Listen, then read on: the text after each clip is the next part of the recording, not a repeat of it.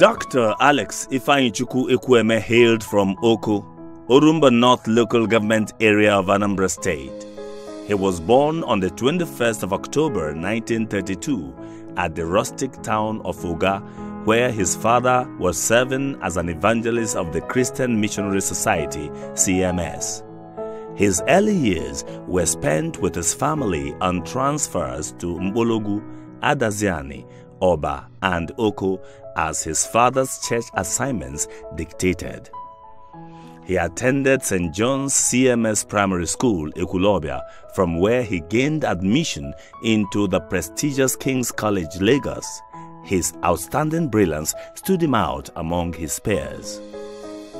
From King's College, the young Ekwueme got Fulbright scholarship to the University of Washington in the United States of America, where he obtained a bachelor's degree in architecture and city planning and a master's degree in urban planning.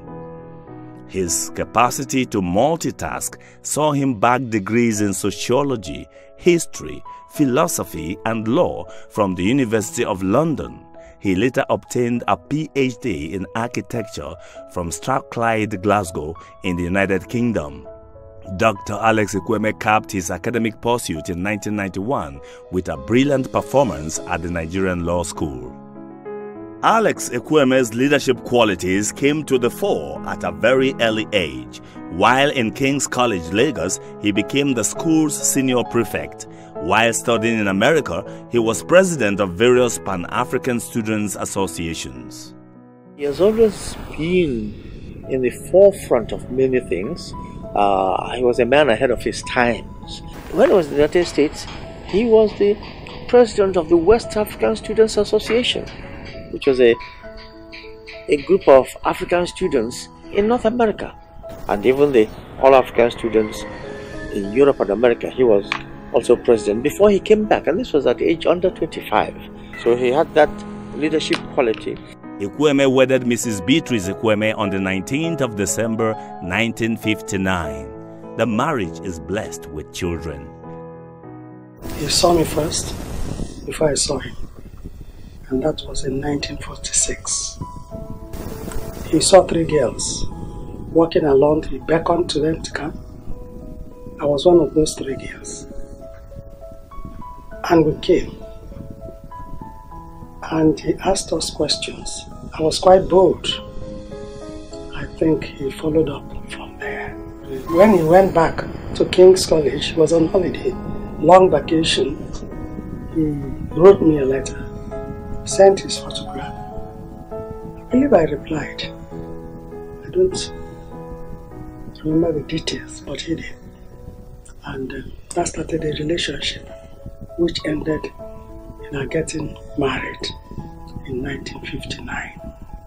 In 1957, at the age of 24, he opened his own architectural firm, Ekwueme Associates Architect and Town Planners, which was the first indigenous architectural firm in Nigeria. Ekwueme Associates maintained a flourishing practice with 16 offices spread across the country until he wound it up to enable him participate actively in Nigeria's political arena without infringing on the laws of the land. Ekwueme first sought to attain great heights in his professional pursuit before responding to the urge to serve his people and country. We gave up a lot of our private enterprises. You see, he believed in this unity of Nigeria. I don't know whether he was appreciated or whether his policy was as appreciated as it should be. Because he believed in one Nigeria, and he believed in a Nigeria with equity, equal treatment for everybody. And his policy is like,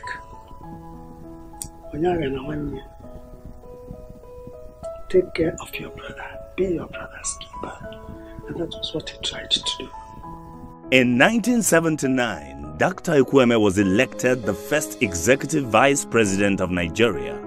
Following the coup d'etat that toppled the Shagari Ekwueme government, He was tried by a military tribunal which came to a conclusion that Dr. Ekwueme was impoverished by his involvement in government.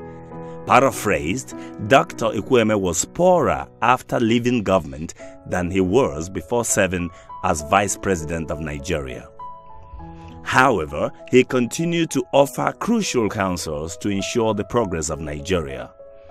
Apart from meritoriously serving as the Vice President of Nigeria, Dr. Alex Ekwueme served in other capacities to make for a better Nigeria. His vibrant participation in the National Constitutional Conference of 1995, where he served on the Committee on the Structure and Framework of the Constitution, led to the recognition of the 6th geopolitical zone structure as standard for equitable discourses in Nigeria geopolitical space. At that time, the efforts were geared towards looking at how to share power in Nigeria, restructure the polity, and make it more functional to the admiration or satisfaction of all the component parts of Nigeria. So Ekwueme was the one that proposed a rotational power arrangement between the north and the south part of Nigeria. And he proposed rotation of this presidency across a 6-zonal structure, which he also proposed. It was Dr. Alex Ekwueme that divided Nigeria into 6 geopolitical zones: North Central, Northwest, Northeast, Southeast, South-South, and Southwest. So he was one that proposed it in the 1995 Constitutional Conference, and then proposed again that there shall be 6 vice presidents. All the other things that were discussed in that Constitutional Conference pelted away, but something stuck, and that has been the 6 zones Ekwueme proposed. It's not enshrined in our Constitution up to this day, but in principle and in convention, the 6-zonal structure has been accepted by Nigerians. In 1998, Dr. Ekwueme led a group of eminent Nigerians, now popularly referred to as G34, which later transformed into the People's Democratic Party (PDP), with Dr. Ekwueme as the first chairman of the party's board of trustees.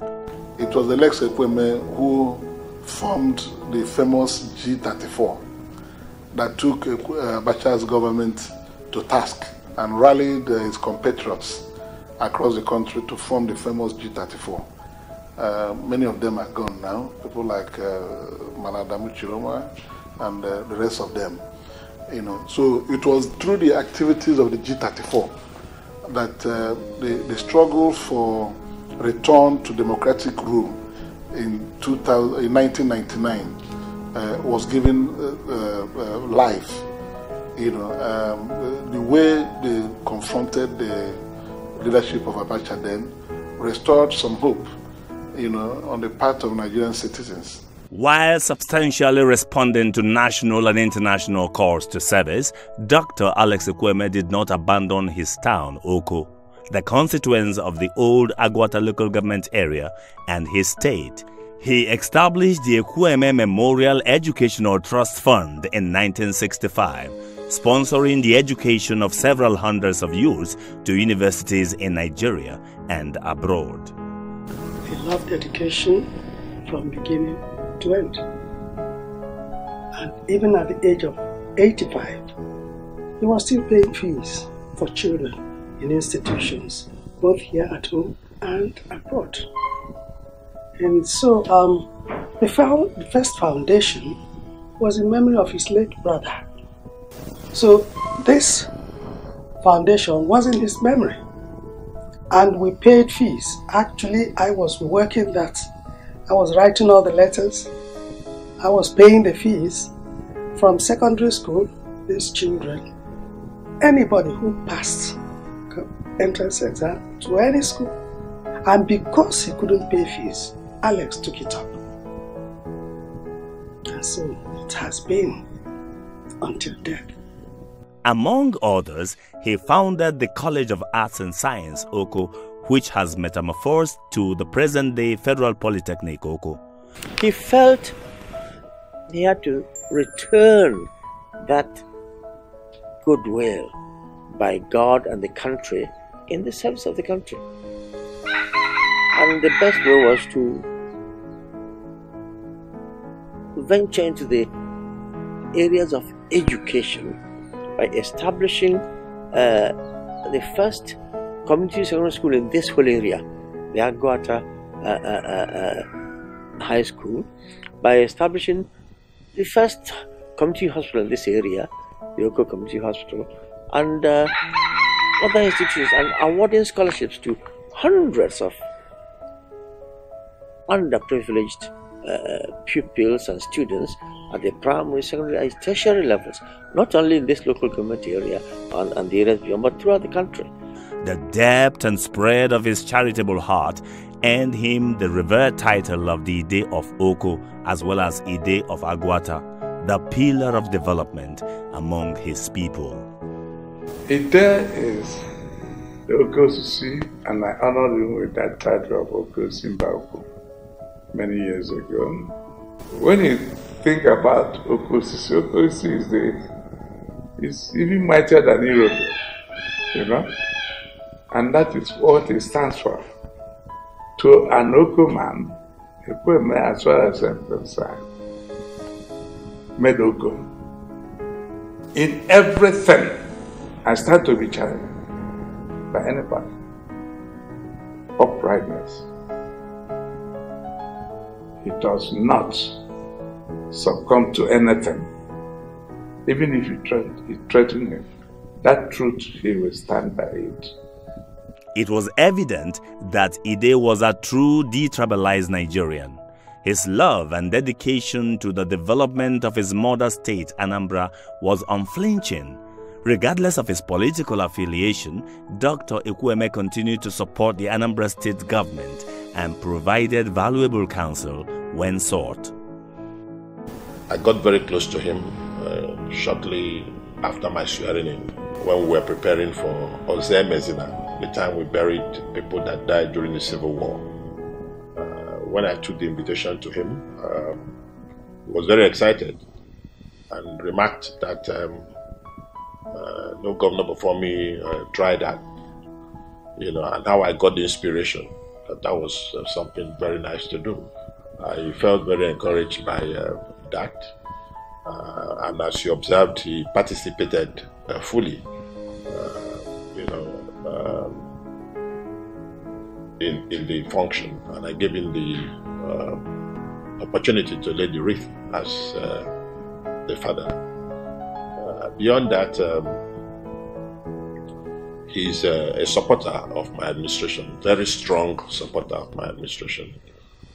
He's non-partisan, although he helped to found the PDP, but he attends everything we invite him to and discusses freely.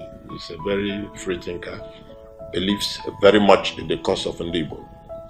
As a professional architect, Ekwueme headed the Nigerian Institute of Architects and the Architects Registration Council of Nigeria. He was the chairman of Board of Trustees of Nigerian Institute of Architects. He served on the board of Anambra State Housing Development Authority. Ekwueme was a member of the Housing Committee of the Adebo Salaries and Wages Commission. The firm he founded, Ekwueme Associates, was one of the first architectural firms in Nigeria. And a lot of architects actually cut their teeth from there. That is actually one thing that makes him really exceptional. He's a man that was imbued with a lot of intelligence, resilience, and never really been satisfied with what he had achieved. As a bridge builder, he attempted to bring all the professionals in the built environment industry together. He realized that if the professionals could come together and work as a team, more could be achieved. And that was why Ekwueme Associates at a point was metamorphosed into integrated consultants, which now involved planners, architects, builders, quantity surveyors, all that had something to contribute to the industry, working as a team under one roof. And a lot was achieved, and a lot came out of that. Lending his robust physical and intellectual energy to the service of humanity, Dr. Alex Ekwueme was a member of the Economic Community of West African States, ECOWAS Elders Council. He was a member of Board of Directors of Canada-based Forum of Federations. Ekwueme led the pre-election monitoring team, which was constituted by the National Democratic Institute, NDI, for the parliamentary election in Zimbabwe in 2000. He also led the Organization of African Unity OAU Observer Team to the Tanzanian presidential and parliamentary elections of 2000. He co-led the 28-member National Democratic Institute and the Carter Center-sponsored Observer Team to the Liberian presidential runoff election in 2005. Ekwueme holds the national honor of Grand Commander of the Order of the Niger, GCON. He also holds the Order of the Republic of Guinea and Nigeria. In October 2002, Dr. Ekwueme authored 2 books, namely From State House to Kirikiri and Wither Nigeria. Well, to us in Anambra, we have produced a very great son who has done us proud right from his youth. He has always maintained a very wonderful track in his educational career. So this is a very highly knowledgeable and intelligent person. He's a rare species. He's a rare intellectual species.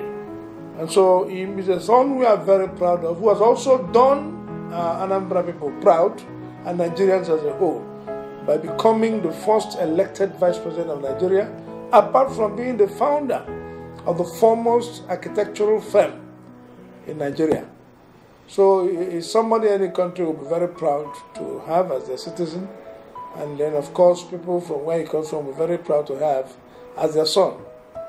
Chief Dr. Alex Ifeanyichukwu Ekwueme is presented here in his ambassadorial role as a frontline Onye Anambra whose intensive call to serve his community, country, and humanity has revealed him as one of the truest nationalists and the finest statesmen Nigeria has ever produced.